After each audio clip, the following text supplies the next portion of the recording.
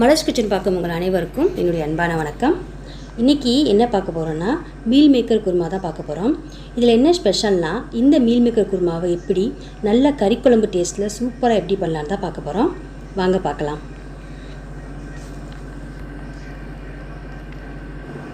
Meal maker kurma பண்ணுறதுக்கு நான் இன்றைக்கி 1 கப் மீல் மேக்கர் எடுத்திருக்கேன்.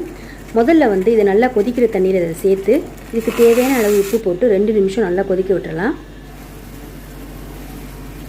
மூடி வச்சிடலாம். இப்போ 2 நிமிஷம் கழித்து கேஸ் ஆஃப் பண்ணிவிட்டு இதில் உள்ள சுடுதண்ணியெலாம் நல்லா ஃபில்ட்ரு பண்ணிவிட்டு இதை பச்சை தண்ணியில் போட்டுடலாம். இந்த மாதிரி பண்ணால் மீல் மேக்கர் நல்லா சாஃப்டாக இருக்கும். அடுத்து குருமா நல்லா கறிக்குழம்பு டேஸ்ட்டில் இருக்கணும்னா இந்த மசாலா பேஸ்ட் தான் ரொம்ப முக்கியம். இதை எப்படி அரைக்கலாம்னு இப்போ பார்க்கலாம். மிக்ஸி ஜாரில் 5 டேபிள் ஸ்பூன் துருவிய தேங்காய் சேர்த்துக்கலாம்.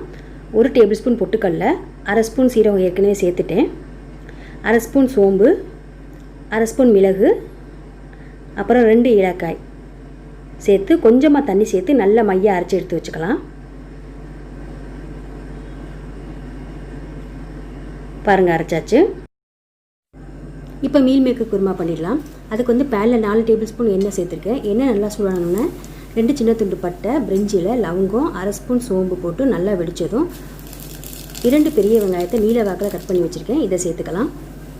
இந்த வெங்காயம் நல்லா வதங்கணும். அதாவது பொன்னிறமாக வர வரைக்கும் நல்லா வதக்கிக்கலாம்.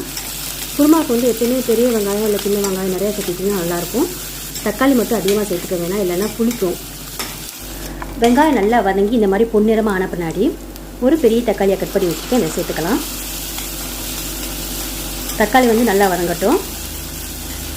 வதங்கின பின்னாடி இப்போ 2 ஸ்பூன் இஞ்சி பூண்டு விழுது இதை சேர்த்துக்கிறேன்.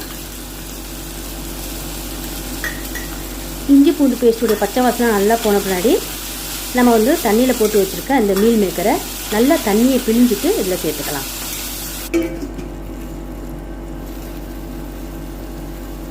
அப்புறமா காரத்துக்கு ஒரு 2 டேபிள் ஸ்பூன் மிளகாய்த்தூள் சேர்த்துக்கலாம். நீங்கள் உங்களுக்கு காரத்துக்கு ஏற்றாப்புல போட்டுக்கோங்க. 1/2 ஸ்பூன் மஞ்சத்தூள், அப்புறம் குருமாவுக்கு தேவையான அளவு உப்பு, இதெல்லாம் சேர்த்து நல்லா மிக்ஸ் பண்ணிடலாம். எல்லாத்தையும் நல்லா மிக்ஸ் பண்ண பின்னாடி நம்ம ஏற்கனவே அரைச்சி வச்சுருக்க அந்த தேங்காய் மசாலா பேஸ்ட்டை இது கூட கலந்துடலாம். சேர்த்து மிக்ஸி ஜாரில் கொஞ்சமாக தண்ணி கலந்து இதில் சேர்த்துக்கலாம். எல்லாத்தையும் மிக்ஸ் பண்ணிவிட்டு உங்களுக்கு குருமா எவ்வளோ தேவையோ அந்த அளவுக்கு கொஞ்சம் தண்ணி சேர்த்துக்குங்க. நான் ஒரு சின்ன கிளாஸில் 1 கிளாஸ் அளவு தண்ணி அளந்து இதில் சேர்த்துக்கிறேன். சேர்த்து நல்லா மிக்ஸ் பண்ணிவிட்டு இதை மூடி வச்சு ஒரு 5 நிமிஷம் நம்ம நல்லா கொதிக்க விட்டுறலாம். 5 நிமிஷம் கழித்து நம்ம மூடி போட வேணாம். இதை சிம்மில் வச்சு ஒரு 15 நிமிஷம் நம்ம நல்லா இந்த குருமா கெட்டியாக வர வரைக்கும் நம்ம கொதிக்க விட்டுறலாம். இப்போ பார்த்திங்கன்னா தெரியும், கொஞ்சம் நல்லா கெட்டியாகிடுச்சு.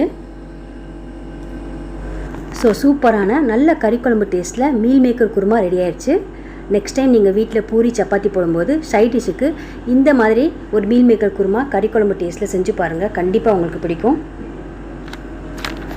வீடியோ பிடிச்சிருந்துச்சுன்னா மறக்காமல் வீடியோ கீழே லைக் பண்ணுங்கள், ஷேர் பண்ணுங்கள், மலர்ஸ் கிச்சனுக்கு சப்ஸ்கிரைப் பண்ணுங்கள். மீண்டும் சந்திக்கலாம். நன்றி, வணக்கம்.